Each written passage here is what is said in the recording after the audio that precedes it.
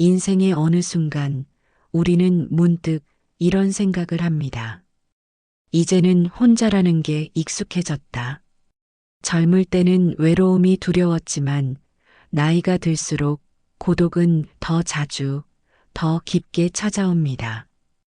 그러나 그 고독은 반드시 슬픈 것일까요?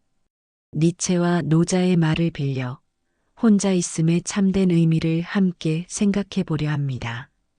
니체는 말했습니다. 가장 강한 사람은 혼자 걷는 자다. 그에게 고독은 피해야 할 감정이 아니라 반드시 거쳐야 할 성장의 통로였습니다.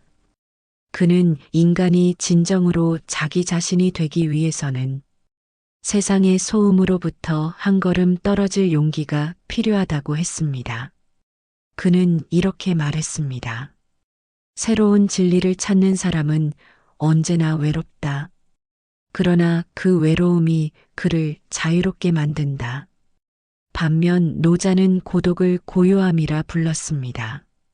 그는 세상의 움직임이 너무 빠를수록 마음은 더 고요해야 한다고 말했습니다. 그가 남긴 말 중에 이런 구절이 있습니다.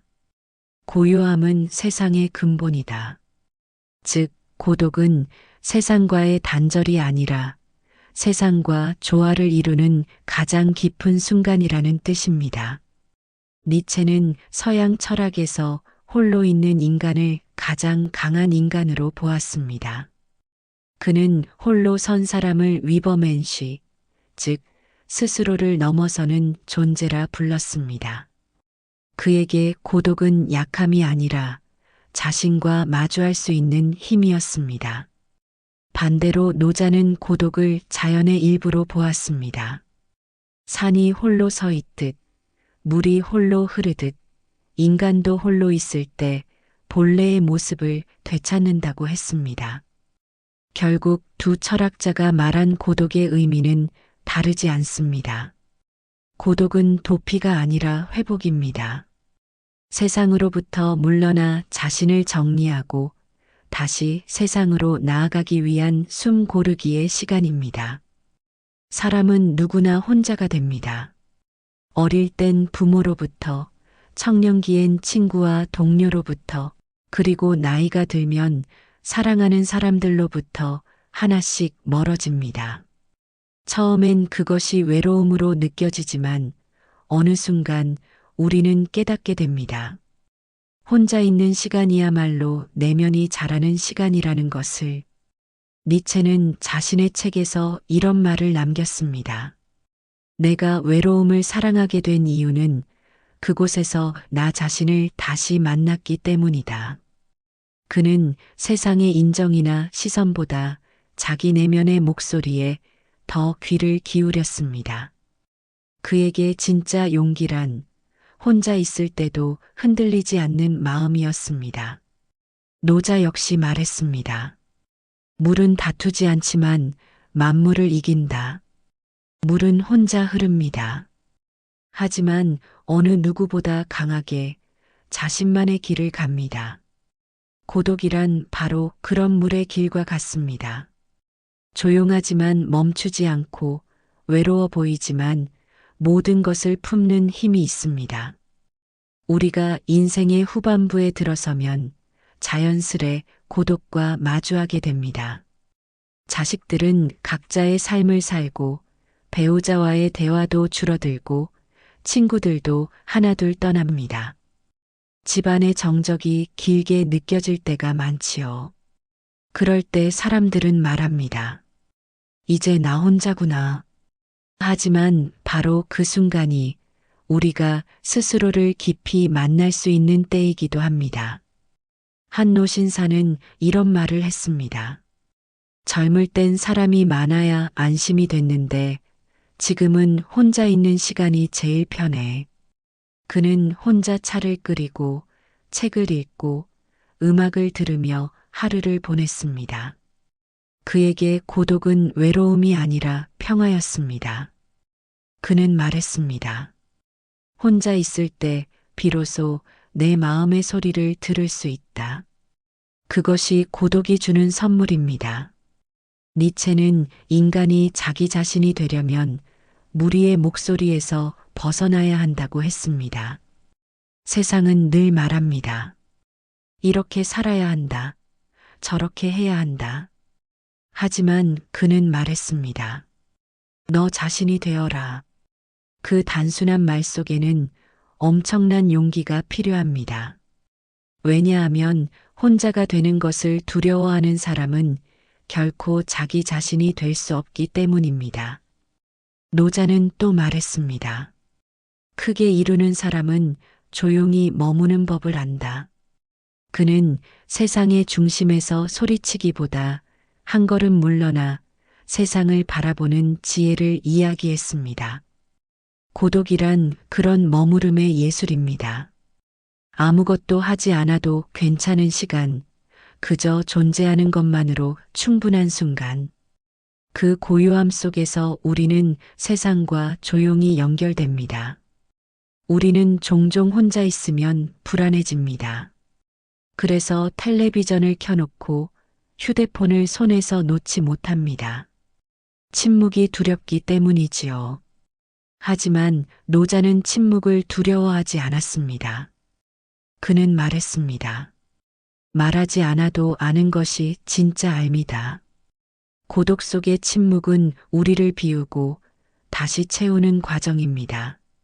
세상의 소음을 내려놓으면 마음의 목소리가 들리기 시작합니다. 니체는 또 이런 말을 남겼습니다. 고독 속에서 위대한 생각이 태어난다. 그는 혼자 걷는 시간, 아무도 없는 산책길에서 수많은 사상을 떠올렸습니다. 그에게 고독은 창조의 시간, 영혼의 호흡이었습니다. 그는 외로움을 두려워하지 않았습니다. 오히려 외로움을 통해 인간의 깊이를 느꼈습니다. 노자에게도 고독은 자연의 법칙이었습니다. 해가 뜨고 지듯, 달이 차고 잊지듯, 인간의 마음도 고독과 만남을 반복해야 조화를 이룹니다. 그는 말했습니다. 움직임과 고요함은 서로의 근본이다. 즉, 세상과 관계를 맺으려면 반드시 한 번은 자신에게 돌아와야 한다는 뜻입니다. 고독은 그 돌아오는 시간입니다. 어떤 사람은 말합니다. 이제는 누구에게도 필요 없는 것 같아요. 하지만 노자는 이렇게 답할 겁니다. 스스로를 필요로 하라. 우리는 남에게 필요한 존재가 되려고 애쓰지만 정작 자신에게는 소홀합니다. 혼자 있는 시간은 나 자신이 나를 다시 필요로 하게 만드는 시간입니다. 니체는 인간이 고독 속에서 자기를 발견할 때 비로소 자유로워진다고 말했습니다. 그는 말했습니다.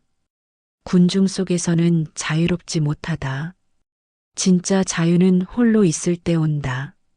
그 자유는 아무도 방해하지 않는 자유, 내 생각을 내 방식대로 느낄 수 있는 자유입니다. 노자는 그 자유를 자연의 길이라 불렀습니다. 억지로 하지 않고 있는 그대로 받아들이는 것. 그는 말했습니다. 흐르는 물은 목적이 없어도 산을 깎고 땅을 적신다.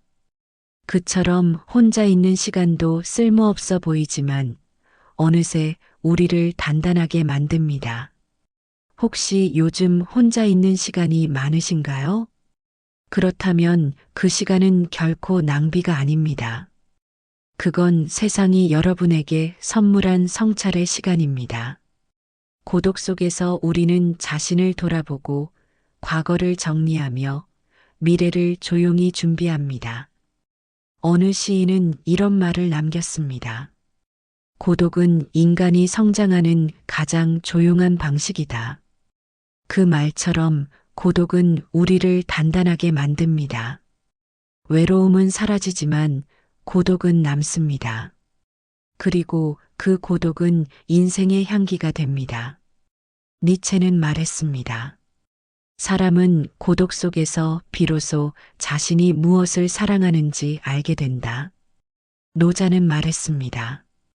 고요함은 만물의 근원이다. 두 사람의 말은 다르지만 결국 같은 진리를 말하고 있습니다. 혼자 있는 시간은 우리를 비우고 다시 채우는 시간입니다. 우리는 살아가며 많은 사람을 만납니다. 하지만 결국 마지막 순간에는 자신과 마주하게 됩니다. 그때 필요한 것은 누군가의 위로가 아니라 나 자신을 이해하는 힘입니다. 그 힘은 오직 고독 속에서 길러집니다. 외로움이 찾아올 때 너무 두려워하지 마세요. 그건 마음이 자라려는 신호입니다. 혼자 있는 시간은 세상과 단절되는 시간이 아니라 세상과 연결되는 또 다른 방식입니다.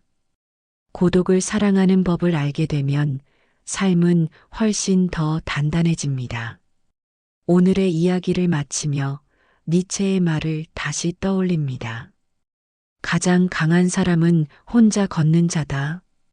그리고 노자의 말도 함께 기억합니다. 고요함은 세상의 근본이다. 혼자 걷는 용기와 고요히 머무는 지혜. 그 두 가지가 인생의 후반부를 아름답게 만들어줍니다. 고독은 슬픔이 아니라 인생이 우리에게 주는 마지막 선물입니다. 그 속에서 우리는 비로소 진짜 나를 만나게 됩니다. 오늘도 조용히 자신과 마주하는 시간을 가지시길 바랍니다.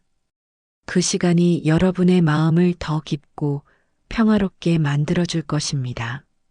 사람이라면 절대 피할 수 없는 감정, 고독과 외로움에 대해 깊이 생각해 봅시다. 젊을 때는 사람들과의 관계가 너무 복잡해서 힘들었는데 나이가 들면 오히려 사람이 그리워서 힘들어집니다.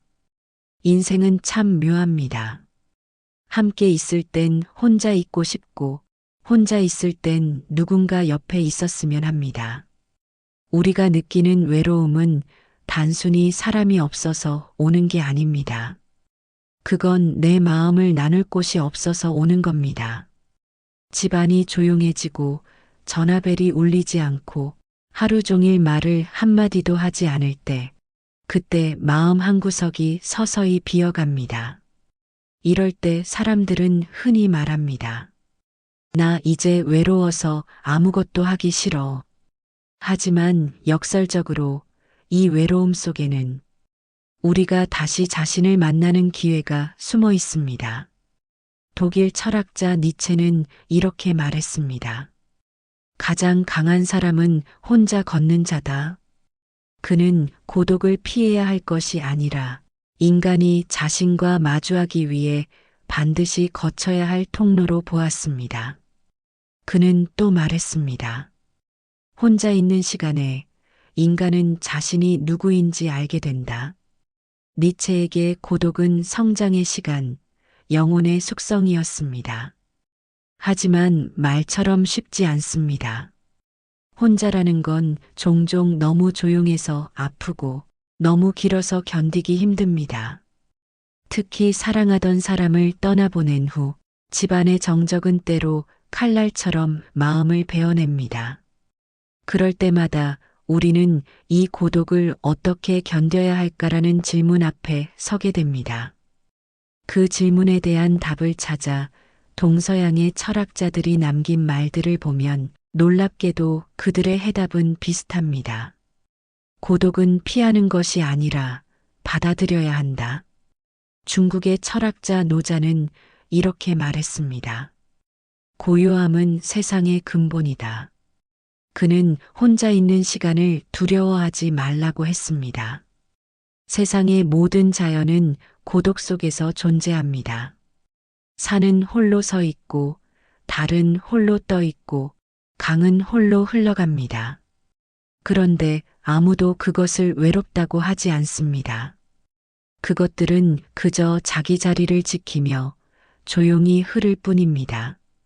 노자는 인간도 그래야 한다고 했습니다. 자연처럼 존재하라. 억지로 연결되지 말고 스스로 완전하라. 불교에서도 비슷한 가르침이 있습니다. 부처는 이렇게 말했습니다. 모든 괴로움은 집착에서 비롯된다. 우리가 외로워서 괴로운 이유는 누군가에게 의지하고 싶기 때문입니다. 그러나 그 의지마저 놓을 수 있을 때 고독은 괴로움이 아니라 평화로 바뀝니다. 부처는 또 이렇게 말했습니다. 홀로 앉아도 마음이 고요하면 세상과 함께 있다.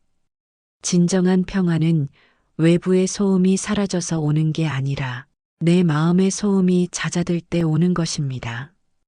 그리스 철학자 에픽테토스는 말했습니다. 우리의 고통은 사물 때문이 아니라 그것을 바라보는 생각 때문이다.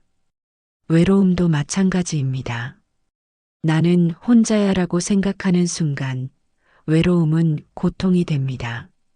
하지만 나는 지금 나와 함께 있다고 생각하면 그건 명상이 됩니다. 생각이 현실을 바꾸는 힘을 가진다는 그의 말은 지금 우리의 마음에도 깊은 울림을 줍니다. 스토아 철학자 마르쿠스 아우렐리우스도 이렇게 말했습니다. 내면의 평온을 지키는 자는 어떤 외부의 혼란에도 휘둘리지 않는다. 그는 고독을 단련의 시간으로 삼았습니다. 세상의 변화를 바꾸기보다 그 안에서 흔들리지 않는 법을 배우는 것. 그게 그가 말한 내면의 힘이었습니다.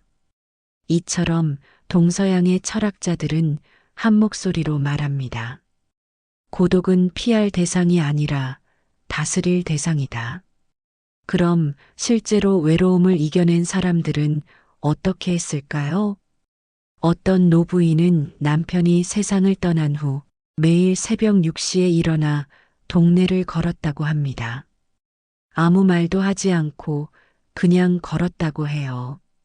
처음엔 그 시간이 너무 고통스러워서 눈물이 났지만 어느 날부터인가 새소리가 들리고 바람이 느껴졌다고 합니다. 그분은 말했습니다. 사람은 떠나도 세상은 여전히 내 곁에 있었어요.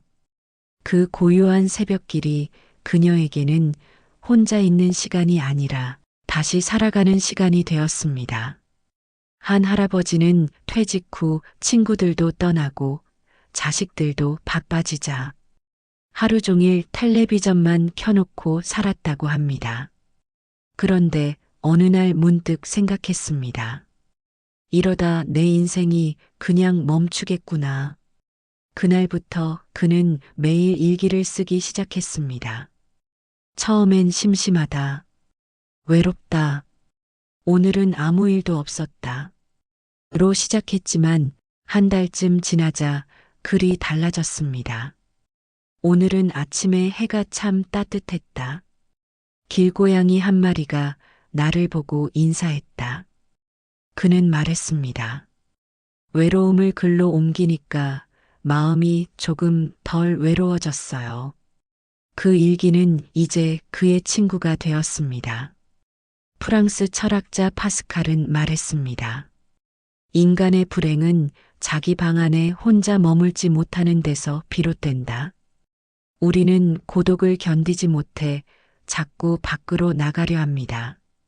누군가와 대화하고 TV를 켜고 휴대폰을 만집니다. 하지만 진짜 평화는 그 소음에서 멀어질 때 옵니다. 고독을 견딘다는 건 결국 자기 자신을 친구로 만드는 일입니다. 동양의 성현공자도 비슷한 말을 남겼습니다. 군자는 남을 원망하지 않는다. 이 말은 단순히 도덕의 가르침이 아닙니다. 고독의 시간에 남을 탓하기 시작하면 마음은 점점 무너집니다. 하지만 세상을 탓하지 않고 그 시간을 성장의 기회로 삼을 때 고독은 스승이 됩니다. 실제로 철학자 칸트도 평생 혼자 살았습니다. 그는 독신으로 생을 마쳤지만 단 한 번도 자신의 고독을 불행이라 말하지 않았습니다. 그는 이렇게 말했습니다. 고독은 나를 자유롭게 한다. 그 누구의 시선에도 구속받지 않을 때 나는 가장 창조적이다. 그의 고독은 지혜의 원천이었습니다. 니체 역시 말했습니다. 고독은 내가 나와 대화하는 시간이다. 그는 세상의 이해를 받지 못하고 많은 비난을 받았지만 그 외로움 속에서 그는 새로운 철학을 만들어냈습니다. 그의 고독이 인류의 사유를 바꾼 것입니다. 노자도 말했습니다. 스스로 만족하는 자는 부유하다. 혼자 있어도 부족하지 않고 누가 없어도 괜찮은 마음. 그 마음이 바로 진짜 부유함입니다. 세상 모든 관계는 결국 흘러가지만 자기 자신과의 관계는 끝까지 남습니다. 그 관계를 아름답게 만드는 일, 그게 고독의 진짜 과제입니다.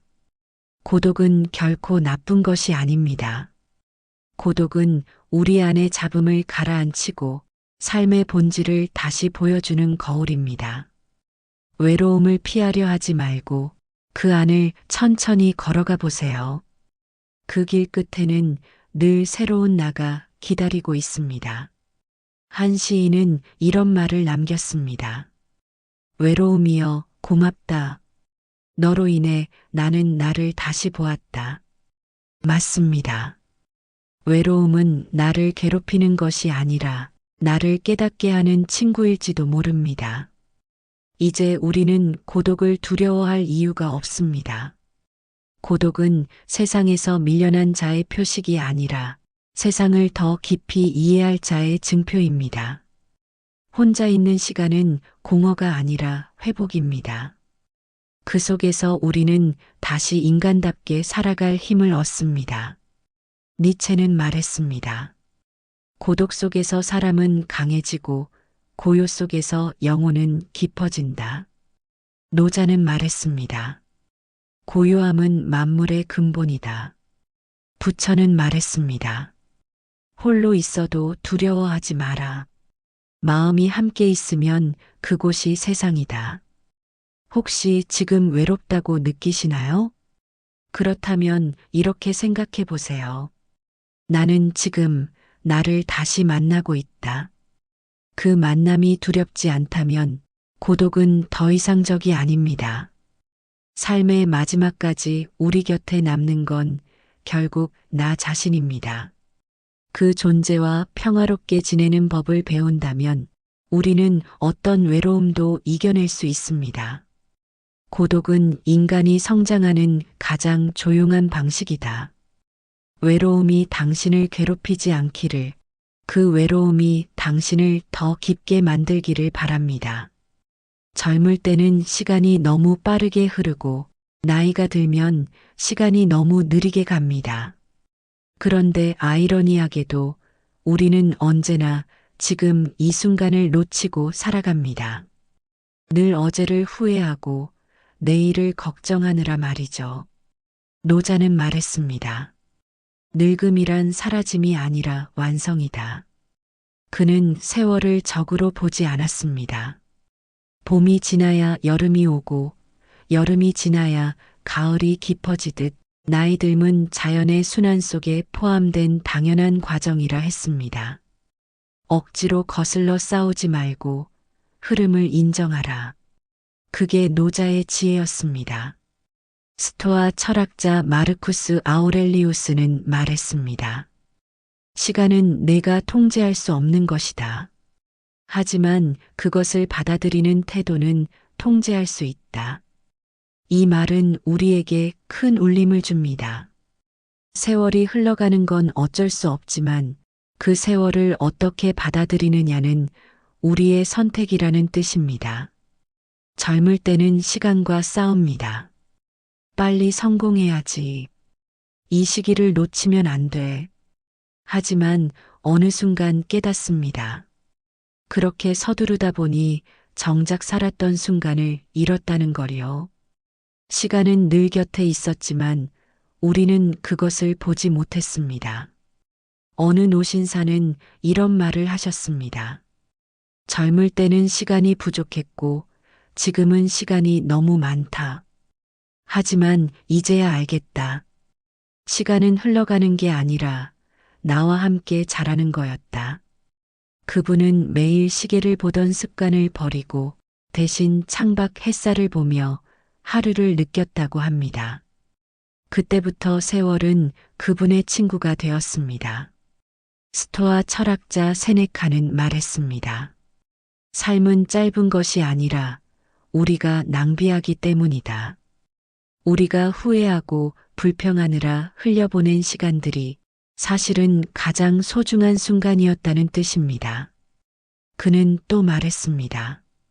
지혜로운 사람은 과거를 감사로, 현재를 기쁨으로, 미래를 담담함으로 산다. 이보다 더 품격 있는 인생의 정의가 있을까요? 노자는 말했습니다.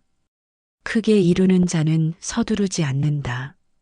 세상은 늘 빠르게 변하지만 진짜 중요한 건 속도가 아니라 방향입니다.